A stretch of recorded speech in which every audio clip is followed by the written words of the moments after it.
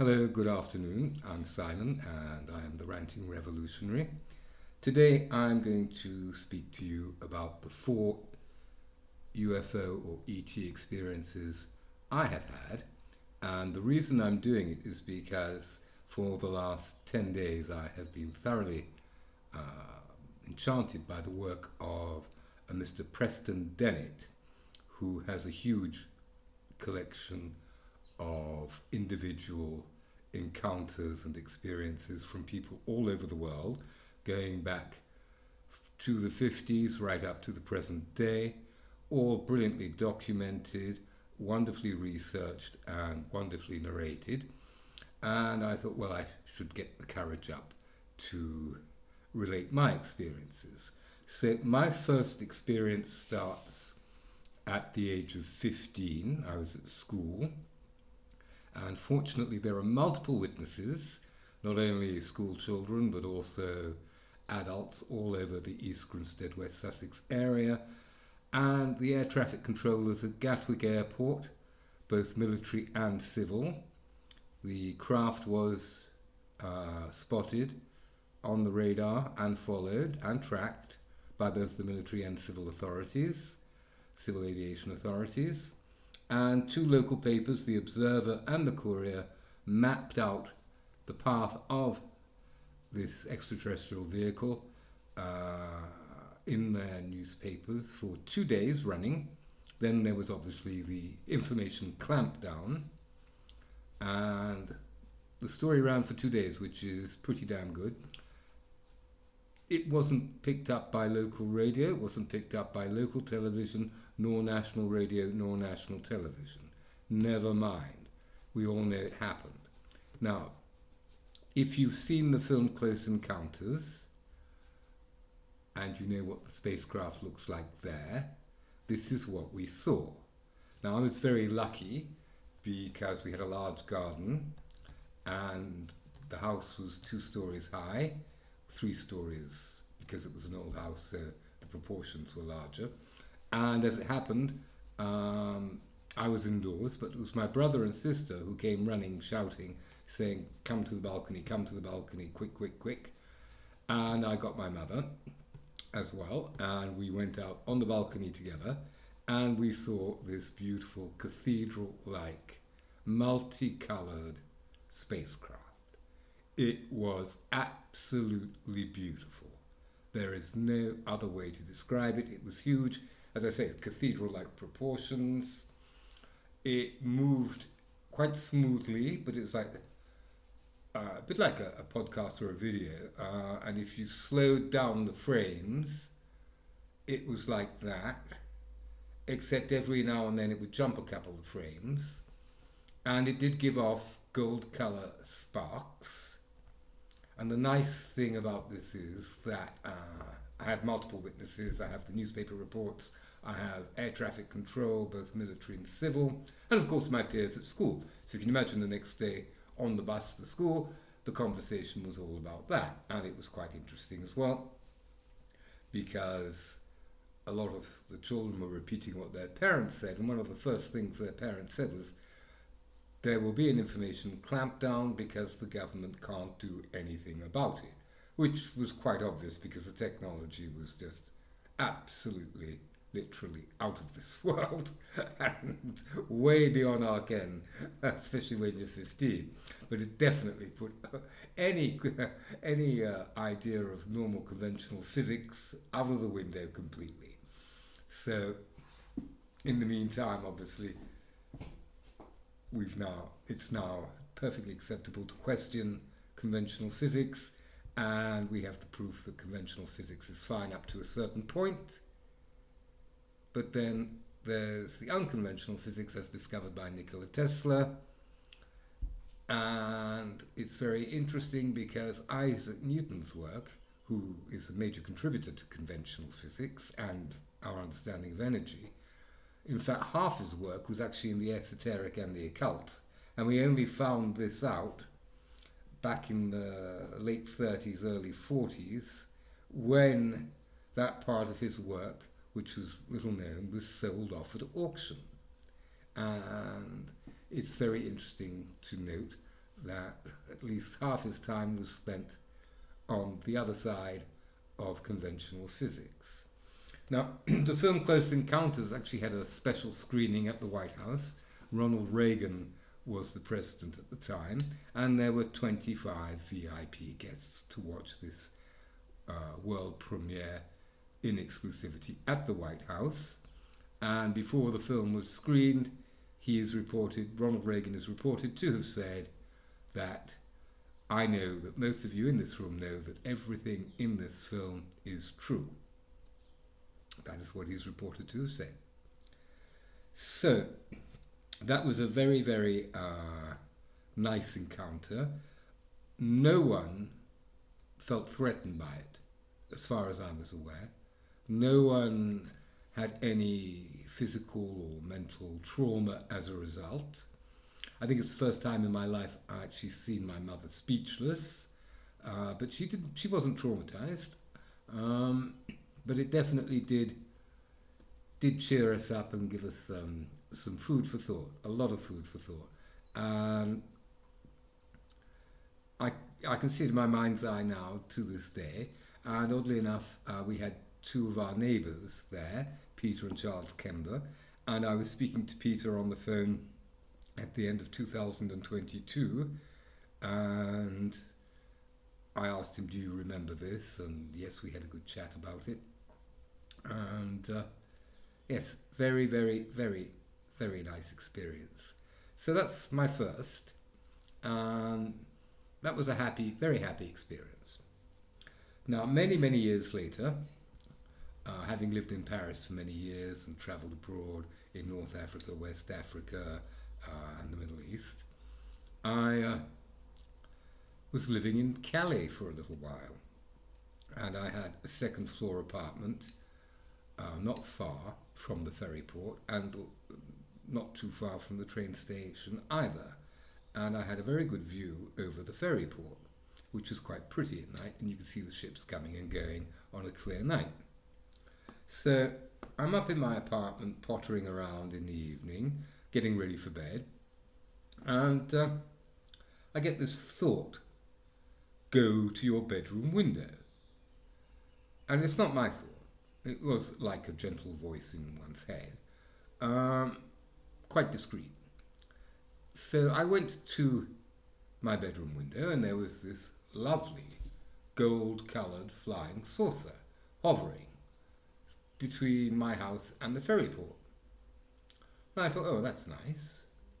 And I kept looking at it, and then I received another thought, we're coming to see you.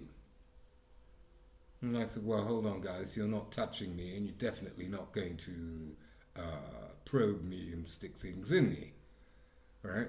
And if you can beat me physically, I'm going to put up a big fight mentally, right? I'm not taking this lying down. And they said, don't worry, we're coming in, and we're scanning, and we're going away, but we're coming. So I go from my bedroom to my living room, and I'm standing up, and I'm next to my buffet, and I'm thinking, well, I can't do a lot about this, so we'll just grit our teeth. And in comes this mass of light. Now, it's not a ball of light, it's not a pyramid of light, it's not a square of light. It's like neon tubes that are curved and rotating at high speed, without violence and without sound, giving off a few sparks, but no heat. And he's turning around like that, and he's scanning away. And he sends me the thought, I'm scanning. Great.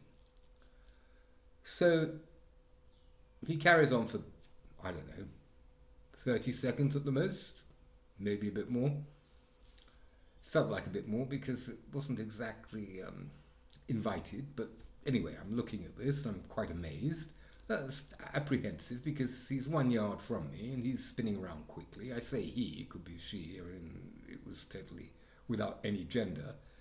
And then I get this thought, go to your kitchen window. So off he pops and he goes out of my kitchen window. So I walk over into the kitchen, and the other side, there is the golden flying saucer just across the road, literally a couple of 100 yards. Wasn't a very big one, must have been 30 feet across, maybe 12 to 15 feet high approximately. And it wasn't rotating, didn't have any flashing lights, it was just a nice gold colour. Nice shape, no fuzziness, no heat coming off, no exhaust, no sound. And I'm looking at that and I'm going, oh, right, okay. And I'm thinking, shame we didn't have a conversation. A bit of an anticlimax, all this. And I'm just watching it and I'm thinking, well, I could use a cigarette. And I thought, well, no, I'll just watch it and wait till it, see what it does, and then I'll have a cigarette. Well, with that, off it went, and I had my cigarette. Now, fortunately, I was on good terms with my next door neighbours, so I went down next morning and I saw my next door neighbour, a lovely fellow called Emmanuel, and I said, did you see the flying saucer last night? And he said, yes. Now, even back in 2017, this was roughly 2017, I wasn't listening to mainstream media, didn't listen to the radio, I was just on the internet, and I got my news through alternative channels. And I said, was there anything on the radio or the TV? He said, no, and it wouldn't be here. Now, Calais, just for background information, isn't far from a town called Dunkirk, which is on the French-Belgian border, and there is a nuclear power station there. And between the port, the ferry port, and the town in Calais, there is a very large Alcatel factory that does fibre optic cables, big ones, that go underground, underwater, and all the rest of it, all over the world, for internet connections and telephone connections and all the rest of it. And obviously there is a defence aspect to their work as well. So that's the background to what perhaps attracted E.T. to that area. E.T.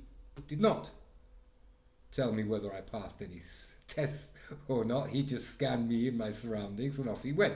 And no postcard. Anyway, bit of an anticlimax, but off he went. So that was quite fun.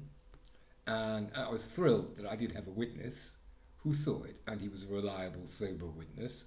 So that was good. And then I forgot all about it, and many years later I find out I end up in Bulgaria. I'm living in Sofia. I'm married to a charming Bulgarian lady, and I'm on the balcony having a cup of coffee and a cigarette in the evening. No, actually it could have been a glass of wine after supper, actually. Could have been a glass of wine after supper in the evening. And by in the evening, I do mean about between 2200, 2300, 10 o'clock or 11 o'clock in the evening. And this, in front of our apartment building, there's a smaller apartment building opposite, not as high as ours. And our building was built in 2006. And opposite, there's a nice view of the mountains and just our little neighbourhood in Sofia, but we have a nice backdrop of the mountains. And I'm having my glass of wine and my cigarette, and I've got my little Yorkshire doggy sitting on one of the chairs next to me, and all of a sudden this craft appears, which is pointed at both ends, but it is essentially an oval-shaped craft. It's about 40 feet long, and I'd say about 20 feet high, with, if I remember correctly, 5 or 6 portholes, but no one behind them. And I'm absolutely fascinated. I look at the dog, and he's completely unperturbed.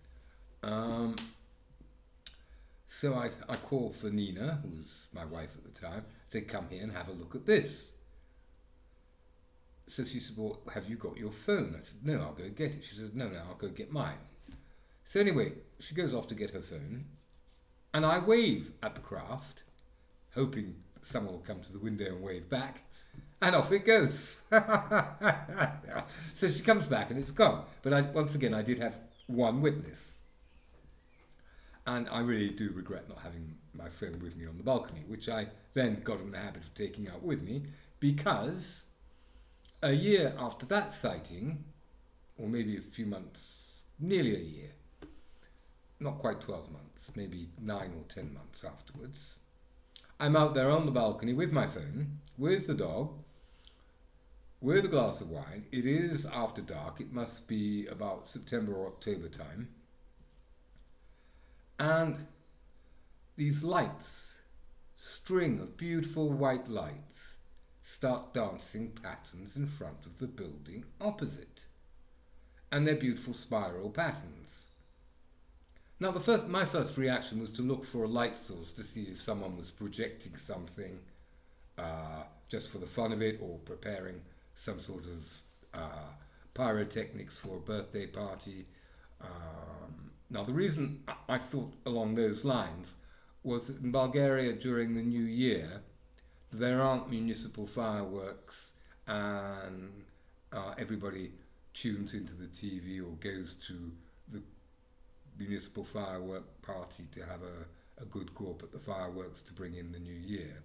Everybody sets off fireworks in their own little part of the woods or their little own part of town, and it can be quite dangerous. You don't go out New Year's Eve because there are fireworks going off everywhere.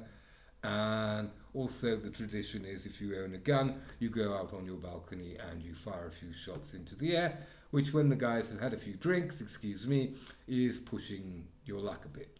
So I was just thinking, oh, well, maybe someone's preparing a wedding, a birthday or something, and they're projecting something. And so I didn't reach for my phone. So I called my wife. I said, Nina, come and have a look at this again. And she sees the lights twirling around. And I said, well, what do you reckon that is? She said, I've got no idea. I said, do you see any light sources? Because I can't see anyone projecting anything. She said, no. I said, well, have you got your phone? She said, yes. So she tried to take to film it. And she actually got, I think, about 3 seconds of film. In the meantime, of course, I got divorced, so I don't have the film.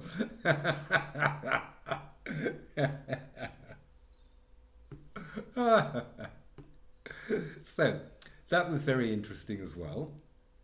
Now, going back to my first experience, there's a link in the description about a newspaper article, which is far more recent than the 1977 or 78 sighting that I had as a schoolboy, where a UFO is spotted over the Church of Scientology's headquarters, which is St Hill Manor in East Grinstead in Sussex.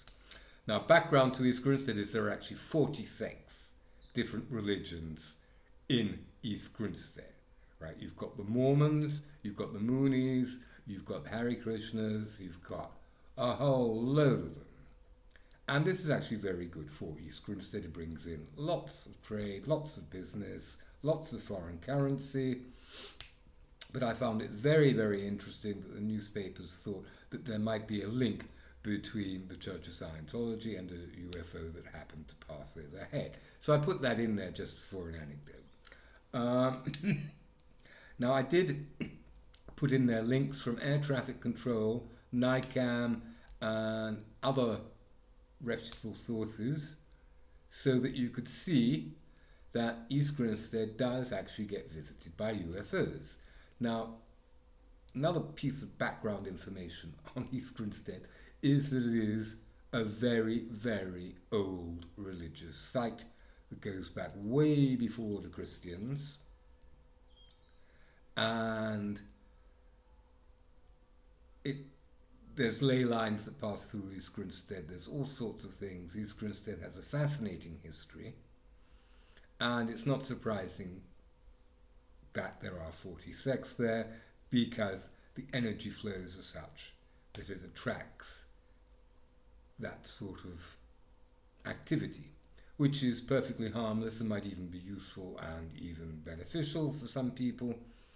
And I find it very, very interesting indeed.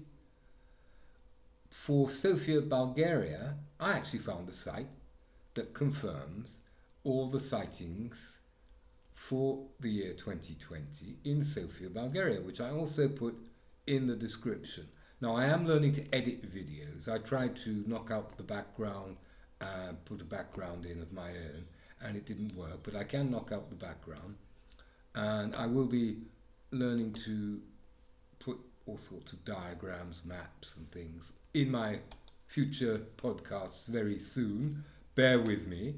In the meantime, I did do my homework and it is in the description. And before I leave you, I'd like to say thank you so much for all of you who have been tuning in and watching.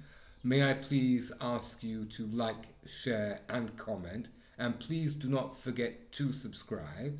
Subscribing is free, doesn't cost you anything. It just means that when I release a podcast, you will be notified automatically. And the other thing is, obviously, if you would like to support my channel, I have a PayPal link in the description as well. But we're muddling on through, don't worry, we're going to persist no matter what. And I would like to thank you all for your attention and your time, and please do not hesitate to tell me if there are subjects or aspects that you would like me to dive into more deeply. Please do let me know what you think. I really am genuinely interested. If you have any suggestions, don't hold back, go for it. And please, please, please, keep in touch. Thank you so much for your time.